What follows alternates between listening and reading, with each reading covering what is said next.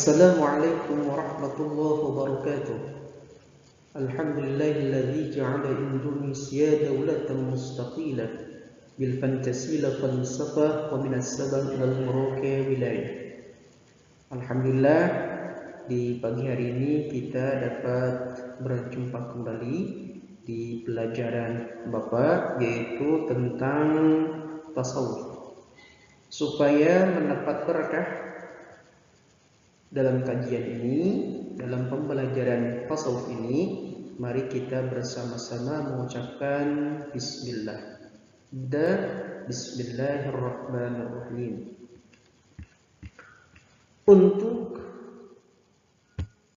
mengawali tasawuf ini berdasarkan dari hadis yang diriwayatkan oleh Umar radhiyallahu anhu, bahwa secara rinciannya ketika ada seseorang tidak diketahui datang kepada Nabi dan para sahabat, dia mengajarkan yang pertama tentang Islam, yang kedua tentang iman, dan yang ketiga tentang ihsan. Maka keluar dari hadis ini apa yang dinamakan rukun agama Islam.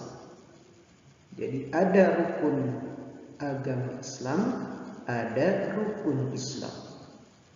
Kalau kita sudah tahu semuanya bahwa rukun Islam itu ada 5, tapi rukun agama Islam disimpulkan dari hadis ini yaitu ada 3. Yang pertama Islam, yang kedua iman, yang ketiga ihsan. Supaya lebih jelas dan lebih gamblang lagi, dalam rukun agama Islam ini yang ketiga yaitu ihsan. Nah, di sini timbul ada yang dinamakan tasawuf. Sebelum menjelaskan tasawuf, mari kita lihat apa yang dinamakan ihsan. Ihsan adalah kita beribadah kepada Allah Subhanahu wa ta'ala seakan-akan dapat melihatnya. Jika tidak melihat Allah Subhanahu wa ta'ala, maka sesungguhnya Allah Subhanahu wa ta'ala Maha melihat. Itu awal dari pembahasan ilmu tasawuf yang didasari dengan ihsan. Melangkah ihsan ini, maka para ulama membagi 3 klasifikasi untuk ilmu-ilmu yang hukumnya fardhu ain, bahwasanya individu manusia wajib mempelajari ilmu-ilmu tersebut yang jumlahnya secara fardhu ain yang perlu dikaji ada 3. Yang pertama apa saja? Kita bahas. Yang pertama ada yang dinamakan ilmu yang mempelajari rukun iman. Ini ilmu yang mempelajari rukun iman disebut dengan ilmu tauhid. Di dalam mempelajari ilmu tauhid ini kita akan bertemu yang dinamakan firqah. Ada firqah namanya Ma'turidiyah, ada firqah namanya Asy'ariyah, dan ada firqah namanya Jabariyah, dan firqah namanya Qadariyah, dan lain-lain. Ini yang dinamakan ilmu tauhid atau ilmu kalam atau usuluddin. Yang kedua yang hukumnya wajib ain atau fardu, setiap individu wajib mempelajarinya, yaitu ilmu yang mempelajari rukun Islam yang dikenal dengan ilmu fikih. Di dalam ilmu fikih ini kita akan menjumpai apa yang dinamakan mazhab. Yang populer, yang pertama ada mazhab Maliki, Hanafi, Syafi'i, dan Hambali. Nah, yang ketiga ada yang dinamakan ilmu yang mempelajari ihsan, yang dikenal dengan ilmu tasawuf. Maka ini adalah cikal bakal sekaligus hadis yang pertama tadi yang diriwayatkan oleh Umar, itu cikal bakalnya adanya ilmu ihsan yang mengeluarkan yang dinamakan ilmu tasawuf. Maka dalam segi ilmu agama Islam, ilmu fikih untuk membersihkan jasad, ilmu akidah untuk memperkuat jasad, ilmu akidah untuk memperkuat hati, dan ilmu ihsan atau tasawuf untuk memperindah hati. Tapi ketiga ilmu ini hukum mempelajarinya yaitu fardu ain. Setiap individu wajib mempelajarinya. Sesuai dengan judul, kita akan membahas ilmu ihsan atau tasawuf. Mari kita bahas apa yang dinamakan tasawuf. Yang dinamakan tasawuf yaitu sesuai dengan Syekh Amin Al-Qurbi dalam kitabnya Tanwirul Qulub, yang dinamakan ilmu tasawuf adalah ilmu yu'rafu bihi ahwalun nafsi mahmuduha wa madmuduha wa kaifatu tadhhiriha. Itu ilmu untuk mengetahui ahwal jiwa dari segi terpujinya atau tercelaknya, dan bagaimana atau tata cara untuk membersihkan jiwa hati tersebut dari sifat yang tercacat atau sifat yang cacat, yang dibenci, atau sifat yang terpuji, dan menghiasi ilmu hati tersebut dengan sifat-sifat yang terpuji. Yang terakhir wa kaifis suluki, dan tata cara suluknya bagaimana. Itu sekilas dari ilmu tasawuf. Kalau kita garis bawahi dari ilmu tasawuf ini, yang paling dominan satu, apa yang dinamakan suluk, tata cara membersihkan. Yang kedua, ada yang dinamakan murid atau salik, orang yang membersihkan. Yang ketiga, yang paling penting, yaitu adanya yang mengajarkan dari suluk tersebut yang dinamakan mursyid. Supaya lebih jelas, mari kita dalami ketiga poin tersebut. Apa yang dinamakan suluk atau tariqah, bahasa khususnya, atau apa yang dinamakan salik, orang yang sedang belajar berjalan kepada Allah, apa yang dinamakan mursyid. Next. Nah, ini di dalam ta'rif tersebut ada istilah 3 poin. Yang pertama thariqah. Thariqah itu yaitu suatu sistem yang ditempuh seorang sufi atau salik dengan diikuti oleh para muridnya dengan bertujuan berbeda, dekat mungkin dengan Tuhan, sedekat mungkin dengan Tuhan. Itu amaliyah yang ketika kita mengerjakan amaliyah tersebut, kita akan lebih dekat kepada Allah. Itu secara globalnya dari kitab thariqah. Yang kedua yaitu murid atau salik. Kata umumnya murid, secara khusus orang yang mempelajari ilmu tasawuf dinamakan salik, yaitu orang yang berjalan. Nah, salik ini adalah secara garis besarnya orang yang bermaksud menempuh jalan untuk dapat sampai ke tujuan, yakni keridhaan Allah Subhanahu wa taala. Sesuai dengan apa yang dijelaskan di sini, ada yang mengatakan di dalam definisi lain, yaitu murid adalah orang yang berkehendak untuk menempuh jalan tasawuf di bawah bimbingan seorang syekh dengan ketaatan penuh. Ini dikatakan oleh Asyrani dalam Pratama 2018. Yang ketiga, yang ini yang paling penting, yaitu apa yang dinamakan mursyid.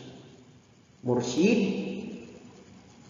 di sini dijelaskan, yaitu adalah istilah atau sebutan syekh, guru secara umum, secara khususnya di bidang ilmu tasawuf, yaitu mursyid. Dalam suatu tarekat, istilah mursyid ini mempunyai arti guru, yakni guru yang mengajarkan suatu tarekat tertentu kepada murid-muridnya. Suatu yang mengajarkan kepada murid-muridnya dengan masalah thariqah atau dengan ilmu-ilmu thariqah. Supaya lebih jelas, mari buka penjelasan dari kitab Haqa'iq Anit Tasawuf, bahwa seorang guru mursyid di bidang ilmu tasawuf harus secara besar mempunyai 4 kriteria. Yang pertama, ini dijelaskan dalam kitab Haqa'iq Anit Tasawuf, wal mursyidi syurutun la budda minha. Yang pertama, ayyakuna aliman bil faraid bil ainiyati. Seorang mursyid harus alim, tahu sangat betul di dalam ilmu-ilmu yang hukumnya fardu ain. Yang kedua, ayyakuna arifan billahi ta'ala. Pangkatnya adalah seorang arif, orang yang marifat kepada Allah, yaitu pangkatnya lebih daripada waliullah. Karena wali itu, setiap wali belum tentu mursyid, dan setiap mursyid pasti wali. Kenapa? Karena dari syarat yang kedua ini timbullah makna bahwa ayyakuna arifan billahi ta'ala, yaitu seorang wali. Maka dari atas wali ini yaitu adalah kata mursyid, orang yang diberi petunjuk oleh Allah dan diberi izin untuk menunjukkan semua makhluk untuk menuju kepada Allah. Yang ketiga, ayyakuna khabiran bi tariqati tazkiyatin nufus wa wasail tarbiyatiha. Yaitu yang ketiga, dia diberitahu oleh Allah tentang bagaimana cara menyucikan, membersihkan hati ini dari sifat-sifat yang tercela. Maka di sini timbul nama-nama thariqah. Insyaallah kita akan bahas di slide berikutnya. Nah, yang keempat ini kira-kira paling substansial, yaitu ayyakuna ma'tunan bil irsyadi min syaikhihi, yaitu orang yang diberi SK, ya kalau kata sekarang SK, diberi izin oleh gurunya sebelum dia menjadi mursyid. Itu ada surat kemursyidan sebelum dia menjadi mursyid, bahwa gurunya menunjuk bahwa dia itu jadi mursyid, penerus tarekat tersebut. Itu kriteria mursyid menurut kitab Haqa'iq Anit Tasawuf. Secara garis globalnya yaitu 4. Maka kalau kita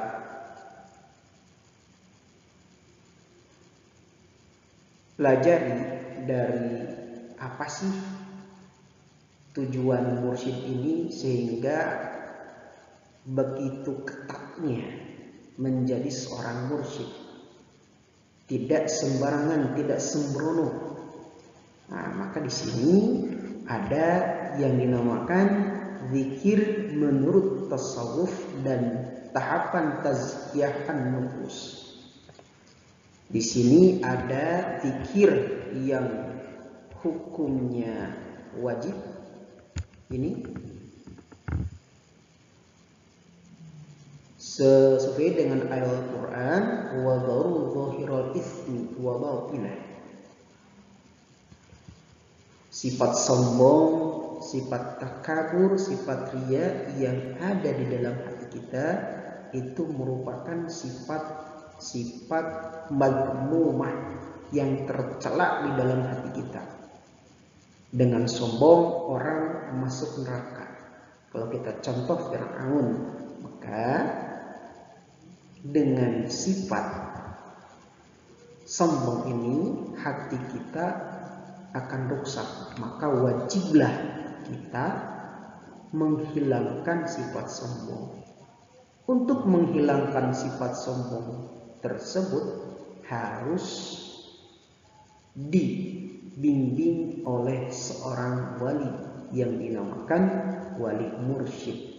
Itulah salah satu fungsi wali tersebut. Kenapa kok mursyid? Karena wali mursyid orang yang telah ditunjuk oleh Allah untuk menunjukkan arah manusia. Maka ini yang dinamakan zikir wajib. Yang kedua, zikir ada yang dinamakan zikir sunnah. Zikir sunnah ini hanya sebatas kita berzikir untuk mendapatkan pahala atau ganjaran dari Allah Subhanahu wa taala. Nah, ini yang kedua. Maka ketika kita berzikir untuk berniat dengan menghilangkan kotoran-kotoran yang ada di dalam hati kita, maka perlulah kita mencari mursyid. Maka kata Imam Asy-Sya'rani di dalam kitab Aqaid an-Tasawwuf dijelaskan, di dalam kitab Jami'ul Ushul fil Awliya, orang yang tidak mencari guru untuk keluar dari sifat-sifat tercela, maka orang itu dikategorikan berdosa. Ini jelas referensinya kitab Jami'ul Ushul fil Awliya. Lam yattakhid inna kullam man lam yattakhid syaikhan yurshiduhu lal khuruj an hadis sifat bahwa asyim billahi ta'ala bahwa asyim billahi wal rasulihi li annahu la yahtadi ila tariqil ilaj. Nah, ini yang wajib dicari oleh kita, yaitu mencari guru yang benar-benar mursyid. Gimana caranya? Insyaallah kita akan bahas di slide selanjutnya. Maka tugas yang kedua yaitu daripada mursyid tersebut, kalau kita mencari seorang mursyid itu dia akan membebaskan dari latifah atau nafsu-nafsu yang membelenggu di dalam diri kita. Ini sebatas visual contoh ya. Nah, ini sebatas visual contoh dari 1, 2, 3, 4, 5, 6 ya. 1, 2, 3, 4, 5, 6, 7. Nah, selanjutnya bahwa terkait thariqah di dalam ilmu tasawuf, itu sesuai dengan yang sudah al-mu'tabarah di Jatman. Ini saya ambil dari situs Jatman, ada 45 thariqah yang sudah diakui oleh Jatman. Salah satunya ini thariqah Qadiriyah Naqsyabandiyah yang silsilahnya dari Syekh Mursyid Syekh Sahibul Wafa Tajul Arifin, lalu ke atasnya ayahnya Syekh Abdullah Mubarak bin Muhammad, lalu dari Syekh Tolhah Kalisapu Cirebon.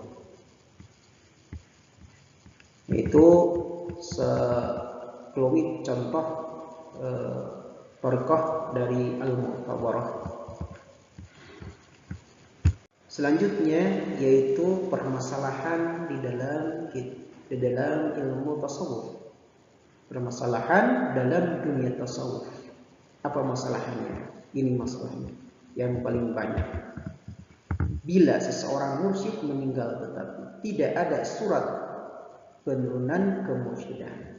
Seandainya seorang wali mursyid meninggal tapi tidak ada bukti otentik tentang penurunan kemursyidan sesuai dengan syarat mursyid yang saya jelaskan tadi, yang Bapak jelaskan tadi, maka dijawab dalam kitab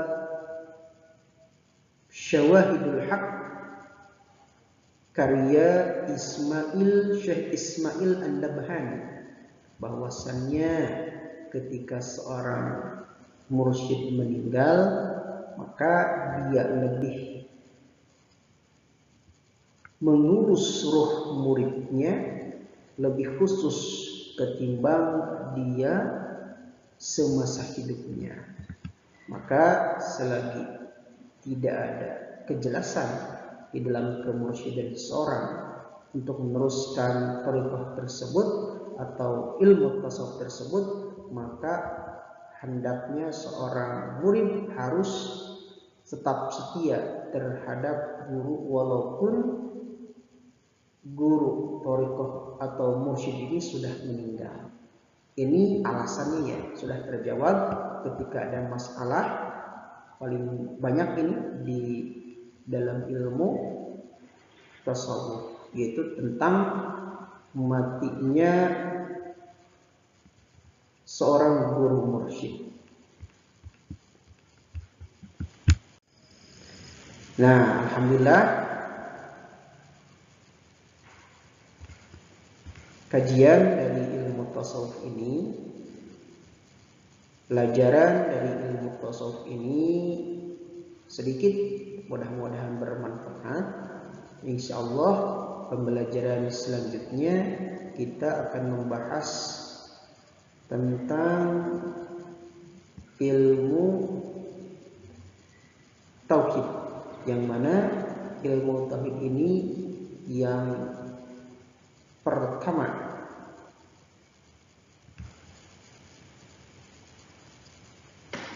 di dalam rukun agama Islam, atau yang pertama kepada seorang mukallaf untuk mempelajari ilmu tersebut atau fardu ain hukumnya. Nah, ini kenapa kok didahulukan dulu tasawuf? Karena tasawuf identik dengan akhlak ya. Sepintar-pintarnya manusia, sejenius-jeniusnya manusia, tanpa akhlak akan mendapatkan nol nilainya. Maka salah satu imam tasawuf, Syekh Qutbul Auliya Abdul Qadir Al-Jailani mengatakan, aku lebih mengutamakan akhlak dibandingkan mengutamakan ilmu. Mudah-mudahan ada manfaatnya dari pembelajaran